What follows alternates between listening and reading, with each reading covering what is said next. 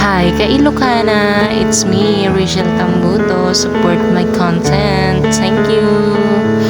For today's video nga pala guys, magluluto tayo ng sinigang na hipon. Hihimayin lang natin yung kangkong, then hugasan. Sunod na natin linisan yung hipon. Yan, isa-isahin natin. Sunod na natin ang bawang, sibuyas at kamatis. So yun guys, dahil malansa yung hipon, nilinis ko pala yung pinaglinisan ko kanina. Then ayan, prepare ko lang yung mga kailangan ko. Then nagpakulo na ako ng tubig na nawa sa char. So yun, hinintay ko lang na kukulo yan. Then nagsaing na din ako. Then after nung kumulo na, nilagay ko na yung kamatis, bawang, sibuyas.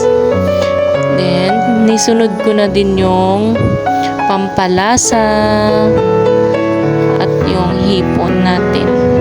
Lalagay na rin natin. Yan. Hintayin natin ulit kumulo yung ating hipon.